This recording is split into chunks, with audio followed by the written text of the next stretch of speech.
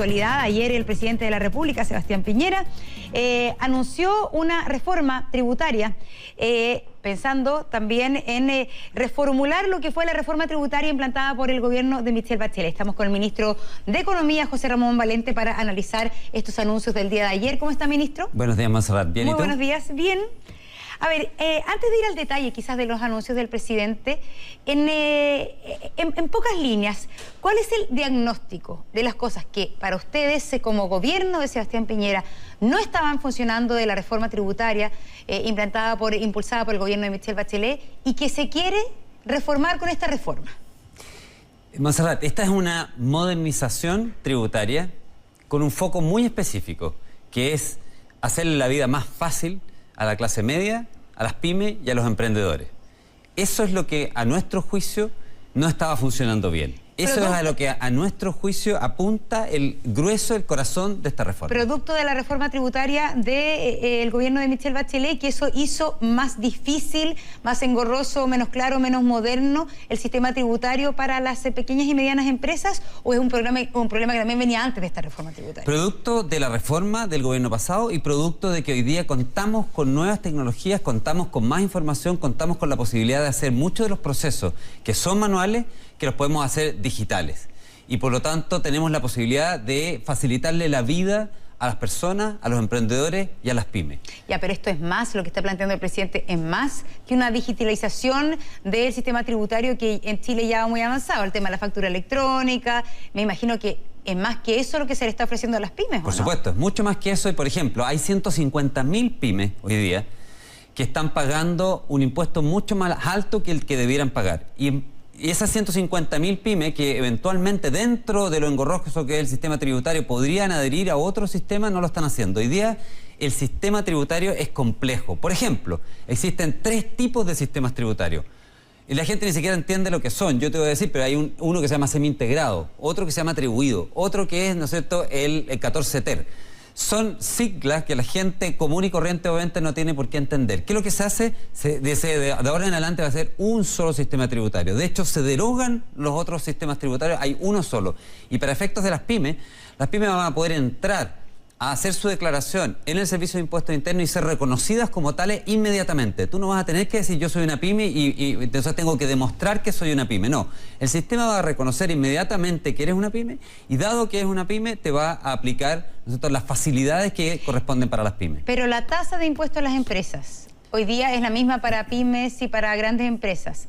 ¿La tasa de impuesto a las empresas va a seguir siendo la misma para las pymes? Las pymes van a tener una tasa de impuesto menor que las grandes empresas. Las pymes van a tener una tasa de impuestos de 25% a las utilidades, las grandes empresas se mantienen en 27%. Es decir, acá hay un beneficio específico y una rebaja específica para esas 150.000 pymes que te estaba comentando. ¿En qué medida decir políticamente una rebaja en la tasa de impuestos es más complicado que decir una modernización del sistema tributario?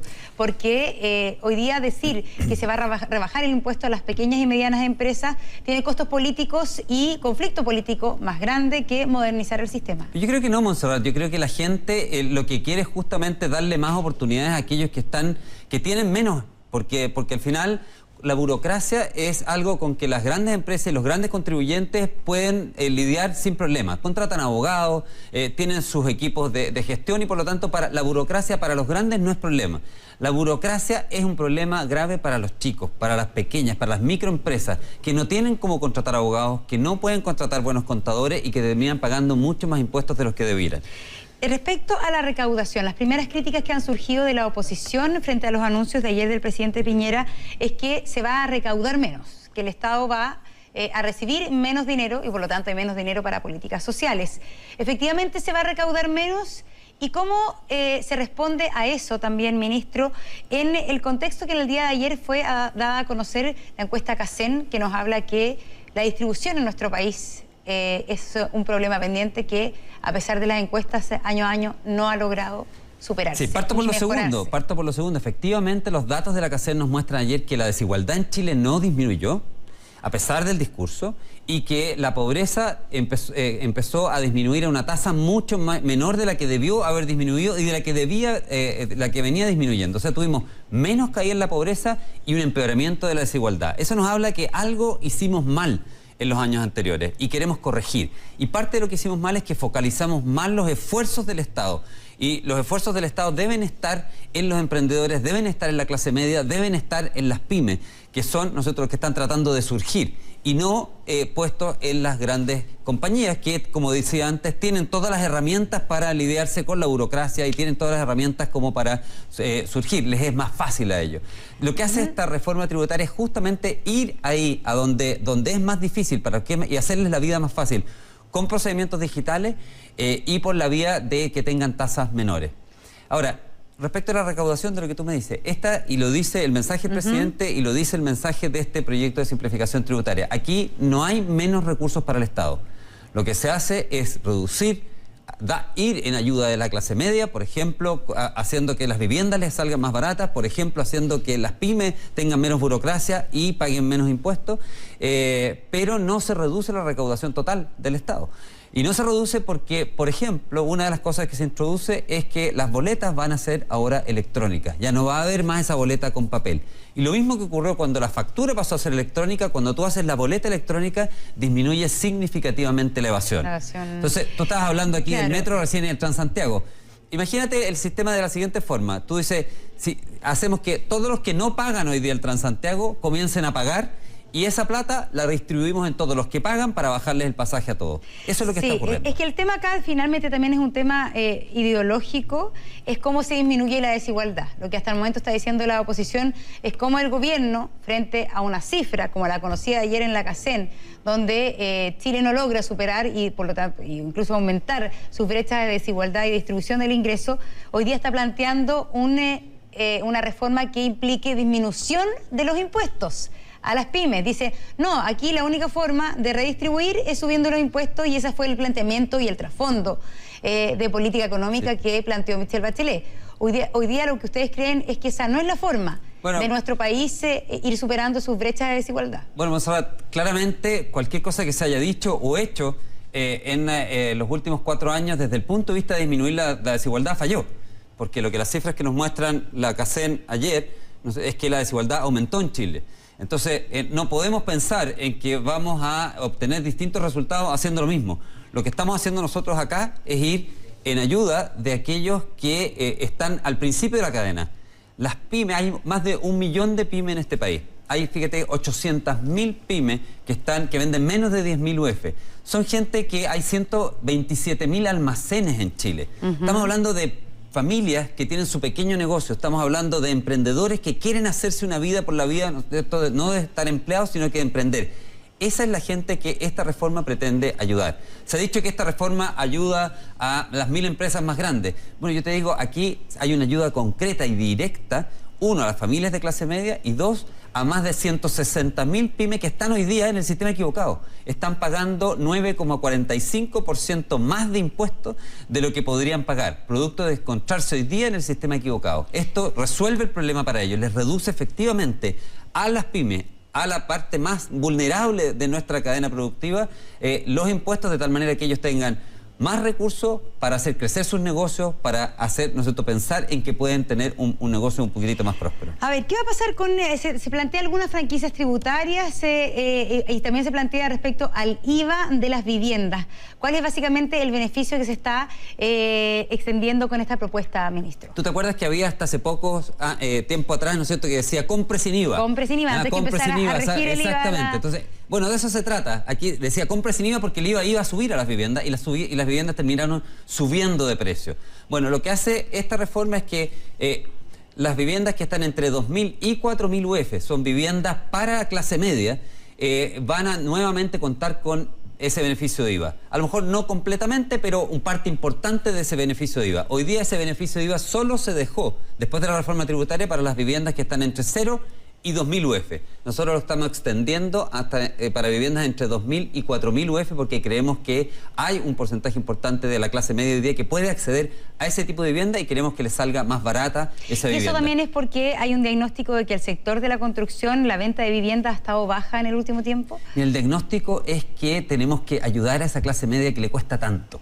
El diagnóstico es que le tenemos que hacer la vida más fácil a esa gente en un sector de esfuerzo. El área de la construcción es una de las áreas que mueve la economía. y al parecer la venta de vivienda ha estado baja. Y me imagino que también, de alguna manera, la reactivación económica, según lo que es el concepto de política económica de ustedes como gobierno, es incentivar esta área de la economía. A lo que a nosotros nos interesa es que la gente de clase media pueda comprar viviendas más baratas. La mayor aspiración de un chileno y cualquier familia chilena es tener la casa propia. Y nosotros lo que queremos es que esa casa propia le salga más barata y para eso es la medida. ¿Cómo se va a implementar, ministro, el IVA digital? Hoy día es realmente un conflicto específico entre Uber y las aplicaciones de transporte y los taxis tradicionales, pero estamos hablando acá de un comercio digital que cada vez crece más, que cuando es con empresas chilenas no hay problema, se cobra el IVA, pero cuando es con empresas internacionales esto es como un vacío legal. Y se dice, bueno, ¿cómo se va a aplicar a la compra en AliExpress, que compra mucha gente, a través de Amazon, Airbnb, y todas las aplicaciones como Cabify o como Uber, Netflix también, por ejemplo, claro, el IVA digital? Mira, hay dos situaciones distintas. Una es el comercio que se hace a través, ¿no es cierto?, de que tú compras en una página de internet, pero ahí tienes un comercio de un bien específico que te lleva, hay comercio de bienes. Eso hoy día está grabado, o sea, eso hoy día tiene impuestos, lo que pasa es que no se están cobrando, no se está supervisando. Entonces lo que vamos a hacer es cobrarlo. Tú mencionabas AliExpress. En AliExpress tú te metes a la página de internet, compras en China, te llega un producto físico. Eso debiera pagar IVA porque, ¿no es cierto?, todos los productos físicos pagan IVA. Aranceles e IVA, si es que corresponden los aranceles, se pagan aranceles y a todos les corresponde el IVA. Así que ahí un tema nada más que supervisar que se paguen los impuestos que hoy día están. Pero no hay ningún impuesto adicional. Están, pero tiene que inventarse la plataforma, el sistema digital para poder hacer efectiva ese pago de impuestos, ¿no es cierto? Lo que tienes que hacer es supervisar, ¿no es cierto?, de que cuando llega una mercadería a Chile, por la vía de que ha sido importada... De aduana. Cuando aduana tiene que ser la aduana o correos, de la forma que llega, tiene que, ¿no es cierto?, tú te vas a tener que pagar. Pero existe, eso actualmente no es un impuesto nuevo. Pero esto actualmente no se informa ni aduana ni correos de Chile, informa el vestido que yo encargué a mi casa. Así es. Y eso... Entonces eso va a ser una información que va a llegar por ahí, va a implicar que sube el precio de ese tipo de artículos que hoy día están comprando mucho porque son baratos, ¿van a ser más caros? Bueno, es que es lo mismo, si tú me dices, si yo me subo a la micro y no pago y después me dicen que tengo que pagar el pasaje de la micro, claro, obviamente te sube, ¿no es cierto? Solamente lo pregunto pero eso digo, no hay impuestos nuevos. Ese es un impuesto que va a tener que comprar, que pagar quien compra, no lo va a pagar la empresa que exportó esto desde China. Depende. Por ejemplo, mira, yo me junté con la gente de Netflix. Ya. Que es otro caso. Sí. Entonces la gente de Netflix me decía, con todo razón, decía, mire, nosotros cuando partimos, nosotros vendíamos los CD a la gente. Entenderá la gente en la casa lo que es un CD, digamos, los millennials a lo mejor no, pero un CD, ¿no es cierto? Entonces la película y la música venían en un CD y tú la podías comprar a Netflix una película. Si el CD llega, paga impuestos. Ahora que se inventó que no llegue el CD, es la misma película, pero no paga impuestos. Exacto. Entonces, en ese sentido es el sentido que tiene este impuesto, que en realidad tú estás comprando el mismo bien. Estás comprando la película que antes la comprabas en un bien físico, que era un CD, y ahora la compras digital, y por el hecho de pasar de físico a digital dejaste de pagar el impuesto, ahora lo vas a pagar. Entonces se va a pagar. También la idea es pagar por estos servicios que son más intangibles, que es algo que me llega vía internet, como la música, como las películas. Pero para mí la música y la película es súper tangible. Yo estoy Spotify, ¿no es cierto? Claro, yo antes lo compraba en un cassette, esto ya sé que es antiguo, ¿no es cierto? Y ahora lo compro digitalmente, pero es súper tangible. Eso también va a ser grabado con un impuesto. ¿Con el IVA o con...? Un IVA va a tener, ¿no es cierto?, un impuesto especial para estos servicios digitales. Servicios digitales. ¿Ya? Pero no necesariamente lo tiene que pagar la gente. Esto es perfectamente posible que lo absorba Netflix, que lo absorba Spotify. De hecho, ellos están perfectamente dispuestos a que así sea. Ministro, ¿cuándo presenta el proyecto concretamente el proyecto ya fue firmado por el presidente y el proyecto lo presenta el Ministerio de Hacienda, lo presenta Felipe Larraín, al cual hay que darle, ¿no es cierto?, quiero aprovechar de felicitar porque se han quemado las pestañas del Ministerio de Hacienda ante Latino 120 sacando este proyecto. El mérito es principalmente de ellos y del presidente, que han trabajado muchísimo para sacar este proyecto. ¿Pero el detalle del proyecto cuándo lo conoceremos? Hoy día. Ya, hoy día será presentado entonces. Ministro Valente, gracias por estar con nosotros. Gracias a usted por la invitación. Aquí en Tele 13M.